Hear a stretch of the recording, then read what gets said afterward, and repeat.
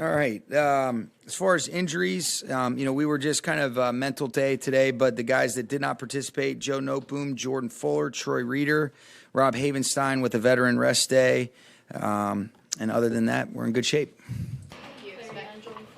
We're just taking it a day at a time, so we'll use all the time that we have. So really no further information on him right now. Sean, everyone is going to talk, obviously this is a playoff game, but everyone is going to talk about this matchup with Jared. Just what are your initial thoughts on this thing? Yeah, I think that, kind of like I've said, he's done a great job for them. I mean, they're one of the top offenses the last couple years. He's a really good player. He did a lot of really good things here, for the 4 years that we were together. And so that's why they won their division and they're hosting a playoff game. So it's going to be an excellent challenge for us. Talked about your appreciation for your time with Jared growing over time. Like, what were some of the things that you weren't able to take stake of in the moment during your time with him? As far as what? You said your appreciation for your time. I just think just growing as a person, handling every situation the way that you want to with perspective, respect, appreciation.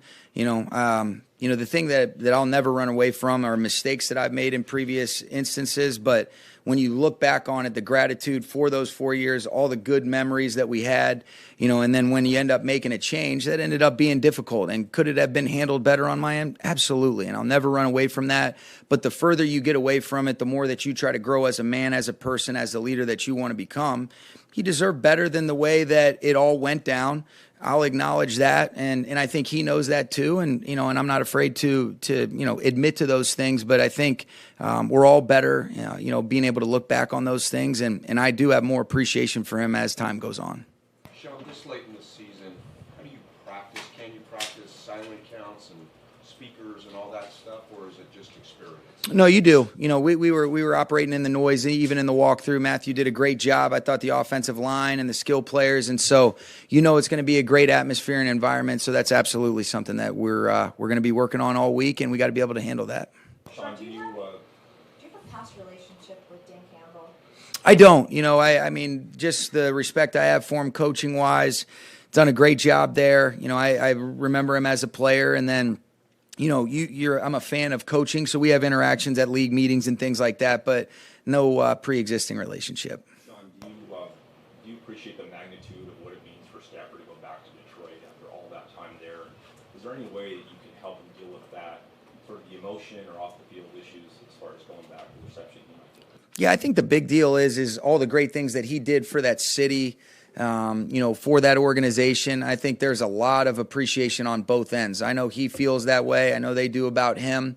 It's pretty unique to get an opportunity to go back there and play them in the playoffs, but I would imagine the appreciation that city has for football and for the human being that he is, it'll be, where they're saying, hey, we appreciate everything, and then we're rooting for the Lions to try to beat the Rams. But it's a real credit to just what a special person and player Matthew's been over the course of his career. And, I think that's what stands out to me. Do you have any concerns about his emotional state as far as handling all that attention? No, I think he'd be a human being. I think it would be, not being a human being to not feel a lot of different emotions.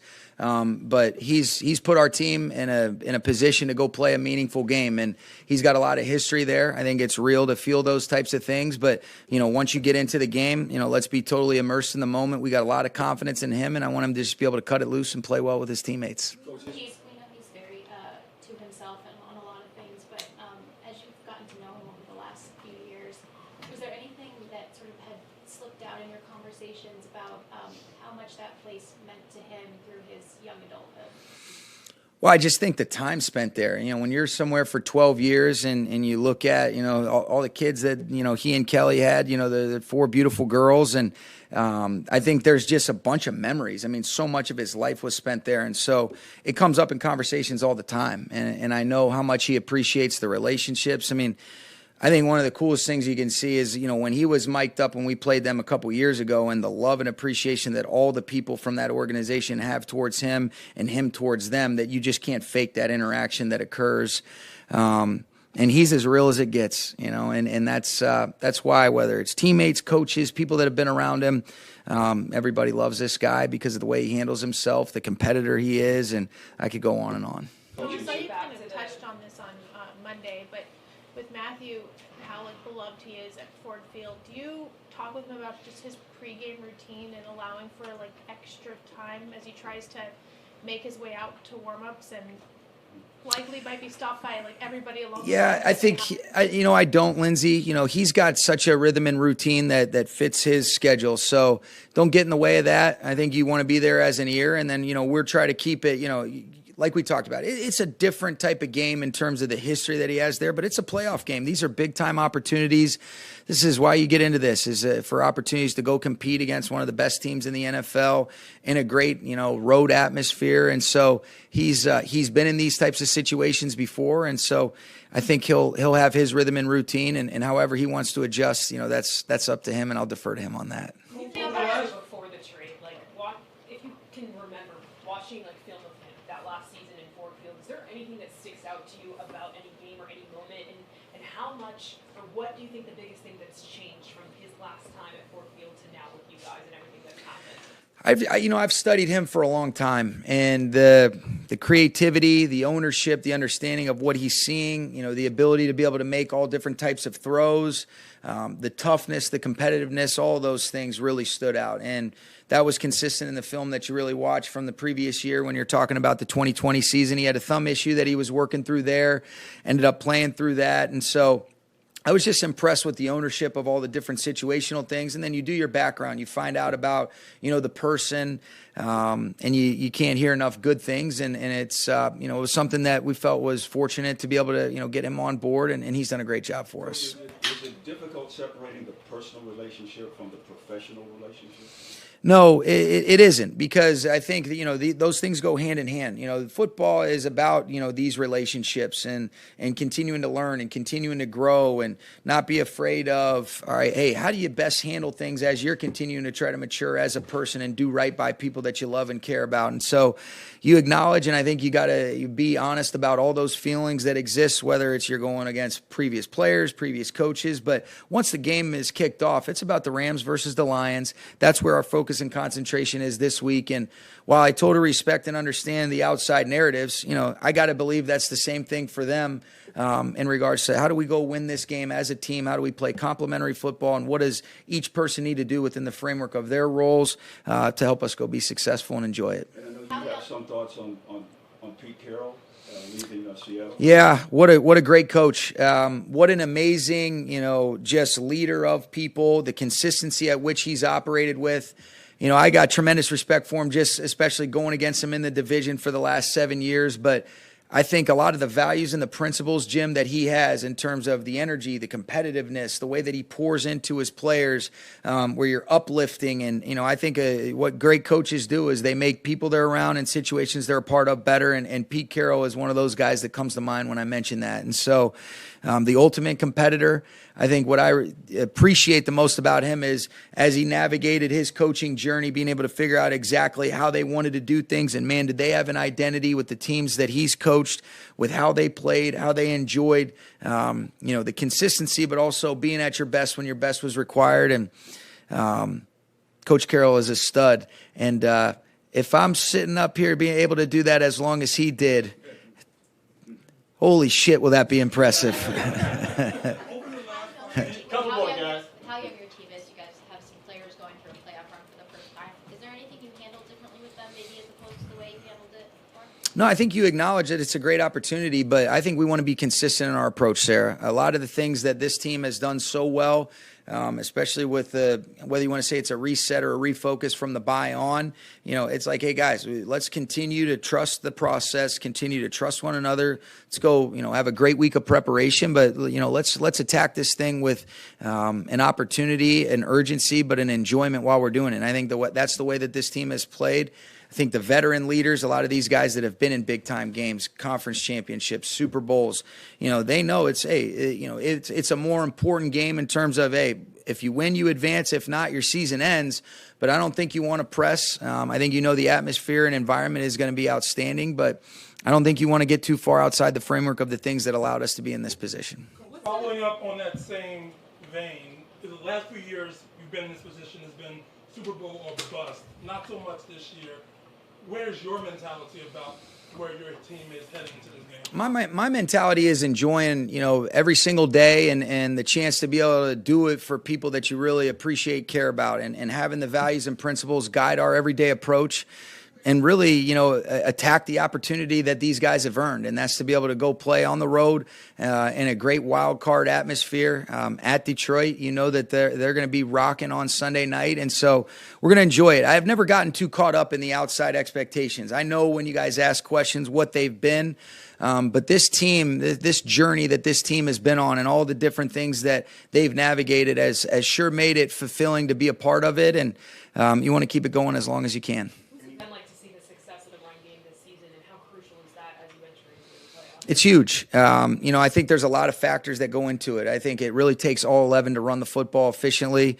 I think the coaches have done a good job putting together good game plans, but ultimately it's about the players. We've had continuity up front. We've got tight ends, receivers that are willing to be able to contribute and do a lot of the dirty work that you don't often see in some of those circumstances and situations. And I think Kyron Williams has been outstanding. He's got a great feel. I think he's got a great understanding. If a play is sometimes blocked for 4, he's usually getting 7 or 8. I think Ronnie Rivers and Royce Freeman have done a good job, and it's been huge. It's allowed us to be able to be on track, and you can present a lot of different things if you're able to do both efficiently, and I think that's what good offenses do. Sean, you guys look at tape, they'll look at tape, but does your familiarity with Jared's game, strengths and weaknesses, give you any advantage at all? No, I don't think so. I mean, it's been a couple years. They've been one of the top upper echelon offenses. He's been a part of some really good offenses here that he's led the way. So his resume is it speaks for itself. But there's going to be key and critical factors in every single game that are going to be in alignment with us trying to be able to go win this football game. And he's a great quarterback, and we got to do a good job of trying to slow their offense down with him at the switch. We'll wrap up with you, Gary. Is there anything that I'm thinking of, like New Orleans back in 2018, that you learned in terms of your approach and mentality going into a situation where the environment's going to be in a dome, crazy? Anything you took from that experience? Yeah, that was, what's funny that you asked that is because I think this is probably be the closest thing to that. And that was wild. I mean, that was a constant, and they did a great job of sustaining the noise. And so there's a premium on the nonverbal communication, especially offensively, being able to do a great job with that. We always try to do that, but this is a different level of it. Because even if you can kind of hear a little bit verbally, you're able to kind of work through some different things. This will be, guys, we got to almost operate where we're fully, in the absence of, our ability to communicate verbally. And so how well can we do that? How urgent and how much can we have ownership and clarity, coaches and players alike? And it's funny that you mentioned that because that's probably the game that comes to mind, given, dome, the way the noise is kind of funneled, and it'd be crazy, Gary. And is there anything that you personally, experienced maybe in that environment that going back into one like that you'll either do different or the same? I think it's just learning in terms of how important the communication is and having a good streamlined process where the players have ownership. Ultimately, Matthew, as soon as something's coming in through the headset, then he knows exactly what it is and, how efficient can we be with the overall communication and how decisive can we be as coaches and myself with some of the decisions where 40 seconds or 25 seconds out of those quarter changes or clock stoppages, that's going to be super important for us. Okay? Thanks, guys. Hey, guys, locker room's open, and we'll let you know when Stafford comes.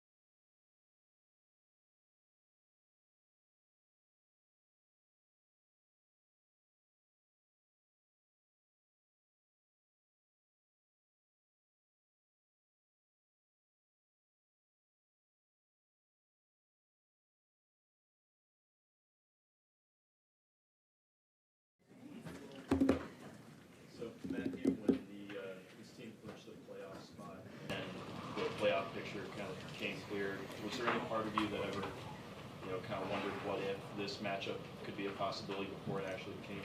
Not really, to be honest with you. I was locked in on trying to do what I had to do to kind of help us get to where we wanted to be. Like you said, when we did clinch, there was a lot up in the air, both what we could control and what we couldn't control, so there's no reason to let your mind go there. And treat it like every other week, right? You figure out who your opponent's going to be, and then you go prepare and try to play as good as you possibly can to help your team win. When you requested the trade, I think a lot of people understood your reasons for doing so. A lot of people still, it was hard for fans to watch you win it all after the first year away from the team.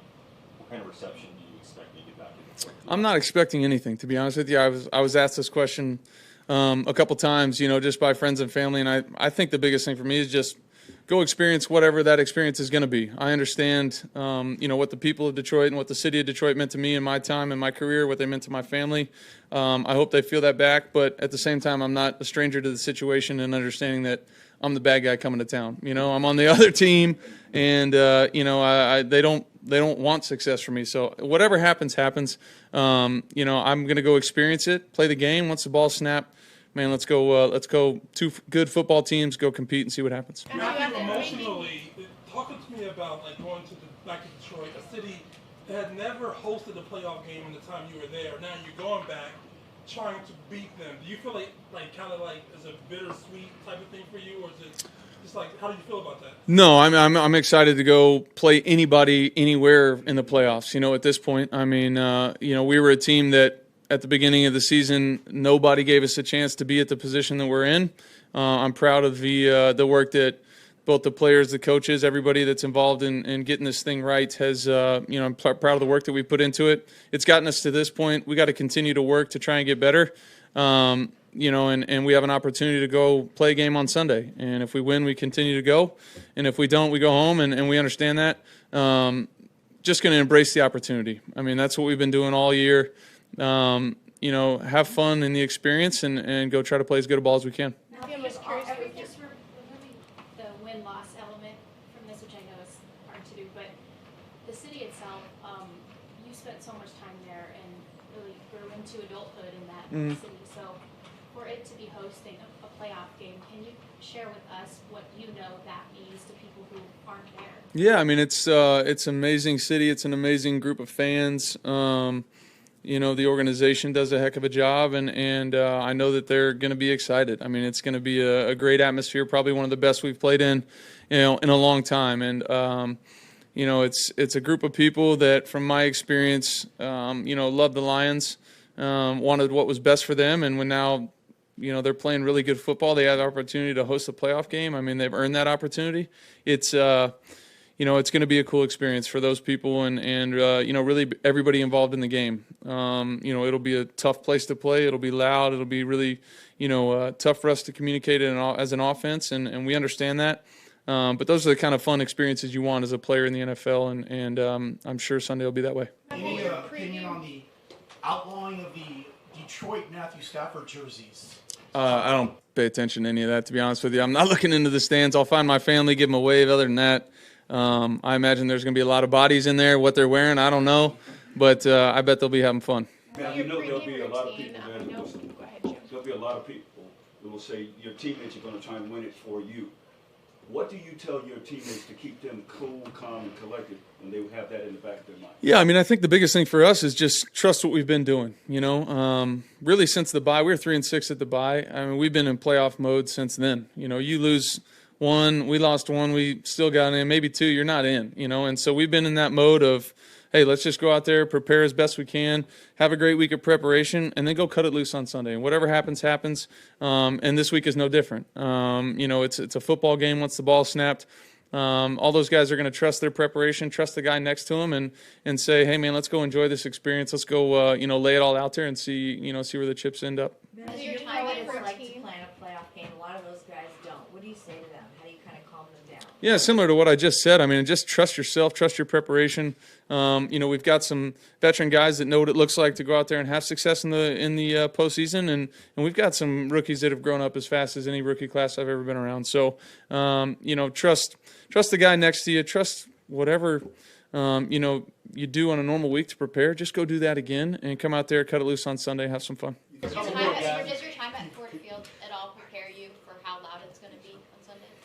Yeah, I mean, I've played in a lot of loud venues, throughout my career. But I'm sure this one will be up there. There were some loud ones I can remember playing there, and it's a fun place to play. So I'll obviously be on the other side of trying to communicate during those games this week. But I know it can get going. We just got to go out there and try and play well. Matthew, your pregame routine, you left quite the impression on just even people who work in the stadium as you go to the locker room and onto the field. Are you budgeting time in your pregame routine to make sure that, as you get stopped along the way, it doesn't kind of throw what you need to get done on game day off? No, I'm not. I'll say hey to the people that want to say hey to me. But I end up doing all my stuff inside anyways, so I'll be in the locker room whenever I get ready and ready to go. But I am looking forward to seeing people I haven't seen in a long time. And as I am really before a lot of games, saying hey to my family on the sideline, whatever it is. That's part of doing this for a long time, is understanding that balance. But I'm excited about the opportunity and seeing some of the people that I haven't seen in a while. Have you ever been in the visitors' locker room? Yeah, a couple times. I feel like for team events or something, maybe getting dressed for a photo shoot or something. I don't know. I'm trying to think. Maybe we went through there during media day, but I haven't spent a whole lot of time in there. Adam and Gary. Adam did Gary. Okay. You've continued to give back to the community in Detroit a lot since you left the city. How would you describe your relationship with the city? Close. I had a lot of experiences there over 12 years. All my daughters were born there. My wife and I went through things there that the team and the city, the group, the town, everybody supported. So I have nothing but great memories there. Obviously, didn't get it done on the field as much as I wish we could have. But the people that I was lucky enough to know and grow with are people that I'm still close with today and mean a lot to me. So it's a special place for me and my family. And I have a lot of great memories there. Having only been to that visitors' locker room maybe a couple times, there will muscle memory take over in terms of making the right turns? Yeah, I hope so. I hope I don't end up in the wrong one. But I do know it's the same tunnel. Both home team and visiting team come out of the same tunnel. I think we have a little side alley we got to take. At least that's what it used to be. But no, it'll be a fun experience. Like I said, I mean, there's a lot leading up to it. Obviously, I understand all that. But once the ball's snapped, man, let's go play football. Ton of respect for who they are as a team and what they've built over the last few years. And, it'll be a big challenge for us. Thank you.